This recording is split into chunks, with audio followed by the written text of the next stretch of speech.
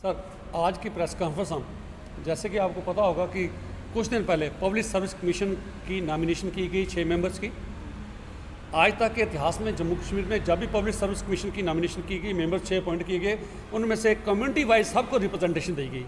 ये पहली बार हुआ कि सिख कम्युनिटी को वहाँ रिप्रेजेंटेशन नहीं दी गई।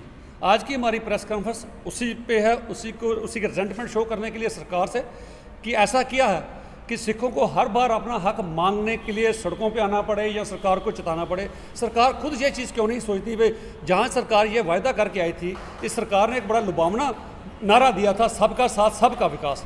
लेकिन हमें ये लगता है कहीं ये सबका साथ नहीं, सबका साथ कुछ खास का विकास, क्योंकि कम्युनिटी वाइज हमको निगलेक्ट किया गया, उसमें नहीं रखा गया।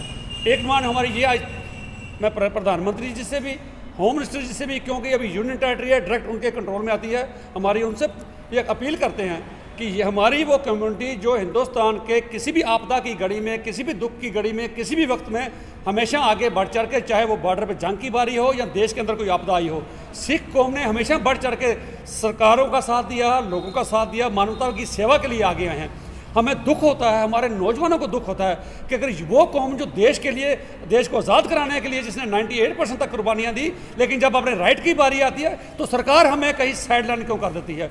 तो मैं सरकार से डिमांड करता हूँ कि पब्लिक सर्विस कमीशन का मेंबर, सिख मेंबर जल्द से जल्द अपॉइंट किया जाए, वरना आज कोरोना काल में हम भी एक लॉ अबाइडिंग सिटीजन होने के नाते इस वक्त कहीं सड़कों पे आके मुजाहरा करने के हक में नहीं है, क्योंकि अगर सोशल डिस्टेंसिंग का हमारे प्रधानमंत्री जी ने खास करके अपील की है, हम उसका पालन करते हुए आज के दौर में सड़कों पर नहीं आएंगे। लेकिन अगर मजबूरी पड़ी, अगर ये सरकार ने मजबूर किया तो हमें सड़कों पर आना पड़ेगा। इसके अलावा जो डिस्क्रिमिनेशन की बात है, एक दो चीज़ें ज़रूर से ऐड करेंगे, क्योंकि पुरानी सरकारों में भी चलता है, इस मौजूदा सरकार में भी डिस्क्रिमिनेशन हमारे साथ चलती आई।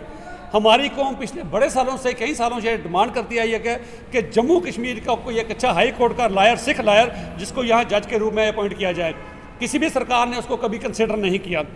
उसके बाद एक चीज़ और मैं आपसे शेयर कर दूँ, कश्मीर में जब मिलिटेंसी 90s पे पीक पे हुई, वहाँ हमारे कश्मीरी भाइयों को वहाँ से किन्हीं हालात में वहाँ से कश्मीर छोड़ के आना पड़ा, लेकिन कुछ कश्मीरी भाई वहाँ भी ठहरे।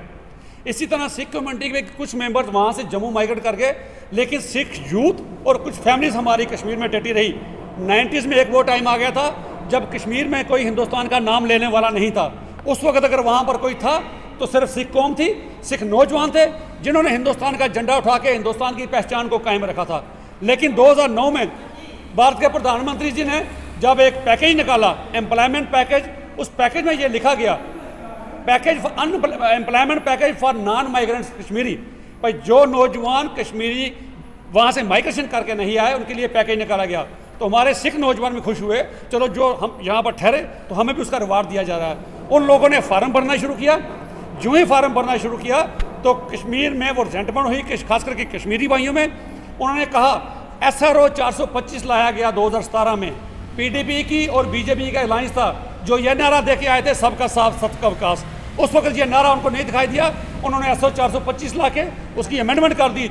उसमें लिख दिया नॉन माइग्रेंट कश्मीरी नहीं, नॉन माइग्रेंट कश्मीरी पंडित। इसलिए सिखों को, वहाँ भी सिखों के साथ डिस्क्रिमिनेशन की गई, खास करके हमारे नौजवानों के साथ। इसलिए ये चीज़ें कहीं ना कहीं हट करती हैं।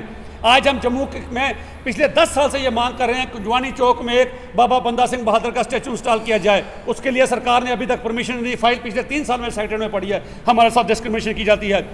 अब अगर सरकार ने minority commission, national minority commission act जो 1992 का एक्ट है, सेंटर में लागू है, अब यूटी बन गई है, उस एक्ट को भी जम्मू में लागू किया जाए ताकि सिखों को जो माइनॉरिटी राइट्स बनते हैं ताकि उनको मिल सकें।